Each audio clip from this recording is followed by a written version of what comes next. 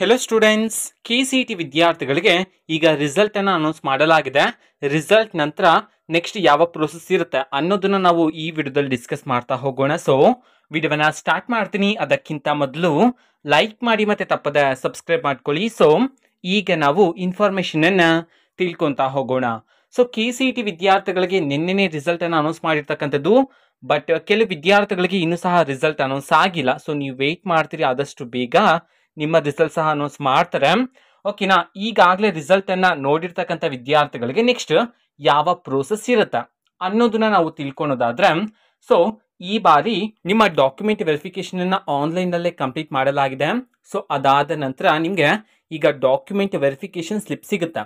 ಓಕೆನಾ, ನೀವು ಡೌನ್ಲೋಡ್ ಮಾಡ್ಕೋಬೇಕಾಗಿರುತ್ತೆ. ನಮ್ಮ KEU ಲಿಂಕ್ ಅನ್ನ ಪ್ರೊವೈಡ್ ಮಾಡ್ತಾರೆ. ಇನ್ನೂ ಸಹ ಲಿಂಕ್ ಅನ್ನ ಬಿಟ್ಟಿಲ್ಲ. ಓಕೆನಾ, ಲಿಂಕ್ ಅನ್ನ ಬಿಟ್ಟಿದ ನಂತರ ನೀವು ನಿಮ್ಮ ಡಾಕ್ಯುಮೆಂಟ್ ವೆರಿಫಿಕೇಶನ್ ಸ್ಲಿಪ್ ಅನ್ನ ಡೌನ್ಲೋಡ್ ಮಾಡ್ಕೋಬೇಕಾಗಿರುತ್ತೆ. ಡೌನ್ಲೋಡ್ ಮಾಡ್ಕೊಂಡಿದ ನಂತರ ನೆಕ್ಸ್ಟ್ ನಿಮಗೆ ಮೇನ್ ಪ್ರೋಸೆಸ್ ಇರತಕ್ಕಂಥದ್ದೇ ಆಪ್ಷನ್ ಎಂಟ್ರಿ ಆಗಿರುತ್ತೆ.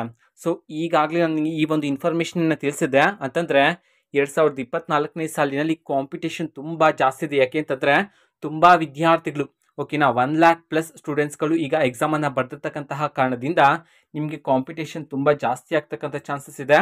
ಅದಕ್ಕೋಸ್ಕರ ಕೇರ್ಫುಲ್ ಆಗಿ ಅಂಡ್ ಕ್ಲಾರಿಟಿ ಆಗಿ ನೀವು ನಿಮ್ಮ ಆಪ್ಷನ್ ಎಂಟ್ರಿನ ಮಾಡಬೇಕಾಗಿರುತ್ತೆ. ಓಕೆನಾ, ನೀವು ತುಂಬಾ ಚೆನ್ನಾಗಿರ್ತಕ್ಕಂಥ ರ್ಯಾಂಕ್ ಅನ್ನ ಪಡ್ಕೊಂಡಿದ್ರು ಸಹ ನಿಮಗೆ ಕೆಲವೊಮ್ಮೆ ಸೀಟ್ ಸಿಗೋದಿಲ್ಲ. ಯಾಕೆ ಅಂತಂದ್ರೆ ನೀವು ಕರೆಕ್ಟ್ ಆಗಿ ಆಪ್ಷನ್ ಎಂಟ್ರಿನ ಮಾಡಿರೋದಿಲ್ಲ.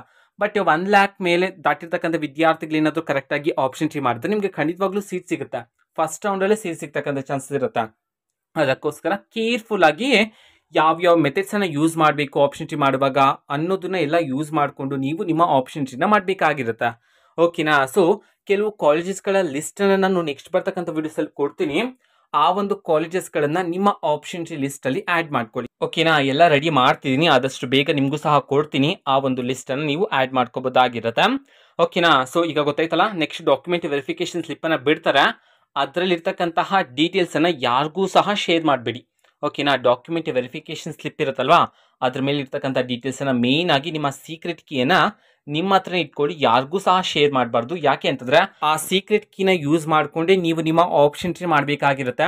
ಅದಕ್ಕೋಸ್ಕರ ಓಕೆನಾ, ಸೊ ಕೇರ್ಫುಲ್ ಆಗಿ ಆ ಒಂದು ಡಾಕ್ಯುಮೆಂಟ್ ವೆರಿಫಿಕೇಶನ್ ಸ್ಲಿಪ್ ಅನ್ನ ಸೇಫ್ ಆಗಿ ನಿಮ್ಮ ಹತ್ರ ಇಟ್ಕೊಳ್ಳಿ. ಅಂಡ್ ಆಪ್ಷನ್ ಎಂಟ್ರಿ ಬಂದಾಗ ಅದನ್ನ ಯೂಸ್ ಮಾಡಿಕೊಂಡು ನೀವು ನಿಮ್ಮ ಆಪ್ಷನ್ ಎಂಟ್ರಿನ ಮಾಡಬಹುದಾಗಿರುತ್ತೆ.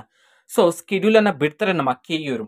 ಓಕೆನಾ, ಸೊ ಫಸ್ಟ್ ರೌಂಡ್ ಕೌನ್ಸಿಲಿಂಗ್ಗೆ ಸಂಬಂಧಪಟ್ಟಂತೆ ನಾನು ಇದಕ್ಕೆ ಸಂಬಂಧಪಟ್ಟಂತೆ ನೆಕ್ಸ್ಟ್ ಬರ್ತಕ್ಕಂಥ ವಿಡಿಯೋಸ್ ಅಲ್ಲಿ ತಿಳಿಸ್ತೀನಿ ಕೌನ್ಸಿಲಿಂಗ್ ಯಾವ ರೀತಿ ಇರುತ್ತೆ ಅನ್ನೋದನ್ನೆಲ್ಲ. ಓಕೆನಾ, ಸೊ ಈಗ ಈ ಒಂದು ಮಾಹಿತಿಯನ್ನು ತಿಳ್ಕೊಳ್ಳಿ. ನಿಮ್ಮ ರಿಸಲ್ಟ್ ಆದ ನಂತರ ನೆಕ್ಸ್ಟ್ ಡಾಕ್ಯುಮೆಂಟ್ ವೆರಿಫಿಕೇಶನ್, ಅದಾದ್ಮೇಲೆ ಆಪ್ಷನ್ ಎಂಟ್ರಿ ಇರುತ್ತೆ. ಓಕೆನಾ, ಸೊ ಇದು ಇವತ್ತಿನ ಒಂದು ವಿಡಿಯೋ. ಮತ್ತೆ ನಿಮ್ಗೆ ಎಷ್ಟು ರ್ಯಾಂಕ್ ಬಂದಿದೆ ಅನ್ನೋದನ್ನ ಕಮೆಂಟ್ ಮಾಡಿ ತಿಳಿಸಿ.